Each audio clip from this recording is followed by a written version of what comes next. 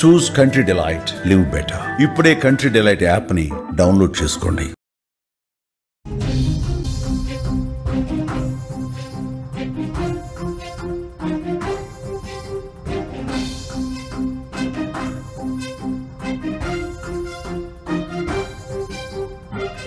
తెలుగు రాష్ట్రాల్లో భారీ వర్షాలు కురుస్తున్నాయి. లోతట్టు ప్రాంతాలన్నీ కూడా పూర్తిగా జలమయమవుతున్నాయి.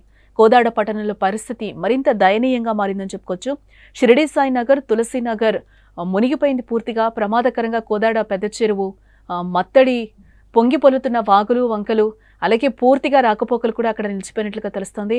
ముమ్మర సహాయక చర్యలు చేస్తున్నట్లుగా అధికారులు మనకి తెలుస్తోంది. తెలుగు రాష్ట్రాల్లోని ప్రతి జిల్లాను భారీ వర్షాలు వణికిస్తున్నాయి. పగలు రాత్రి అని తేడా లేకుండా కురుస్తున్న వానలకు లోతట్టు ప్రాంతాలన్నీ కూడా పూర్తిగా జలమయమయ్యాయి.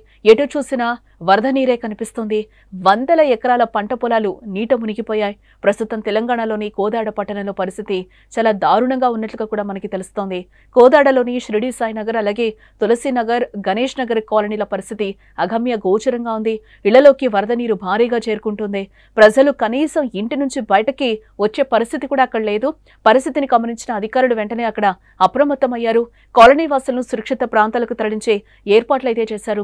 వందలాది మంది ప్రజలు ప్రస్తుతం పునరావాస కేంద్రాల్లో తలదాచుకుంటున్నారు. కోదాడ పెద్ద చెరువు మత్తడిపోయడంతో అనంతగిరి, కోదాడ మధ్య రాకపోకలు పూర్తిగా నిలిచిపోయాయి. రోడ్లపై భారీగా వరద నీరు ప్రవహిస్తోంది. దీంతో వాహనాలు ఎక్కడికక్కడ నిలిచిపోయాయి. ప్రజలు తీవ్ర ఇబ్బందులు పడుతున్నట్లుగా కూడా మనకి సమాచారం అందుతుంది. జిల్లాలోని ఇతర మండలాల్లోని ఇదే పరిస్థితి నెలకొంది. మోతే మండలం ఉర్లగొండ వద్ద పాలేరు వాగు పొంగిపొల్లుతుంది.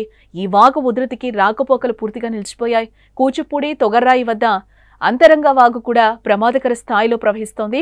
చిలుకూరు మండలంలో నారాయణపురం, బేతవోలు చెరువులు అలుగుపారుతున్నాయి. దీంతో కింద ఉన్న లోతట్టు ప్రాంతాలు మునిగే ప్రమాదం ఉందని కూడా అధికారులు చెప్తున్నారు.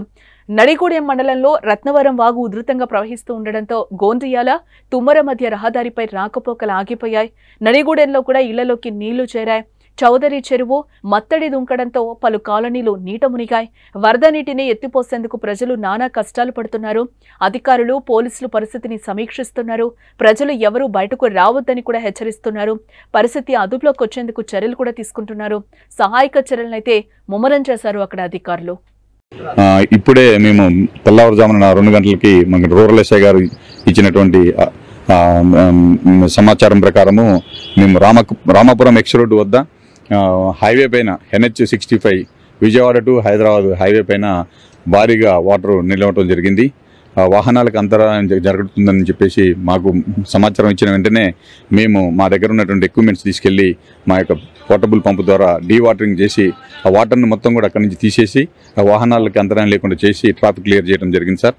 అలాగే మాకు ఇప్పుడే మా డిస్ట్రిక్ట్ ఆఫీసరు మరి ఇక్కడ పై అధికారులు చెప్పినటువంటి ఆదేశానుసారము మన షిరిడి సాయి నగర్లో వాటర్ ఉన్నదని చెప్పి మాకు రాగానే వెంటనే మేము ఆ విషయం తెలుసుకుందాం మీకు చూడటానికి వచ్చినాము.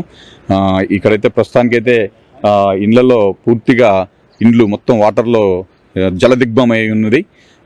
వారు సురక్షితంగా బయటకు వచ్చి ఉన్నారు. ఈ విధంగా మేము మా యొక్క కార్యక్రమాలని చేపట్టడం జరుగుతుంది సార్.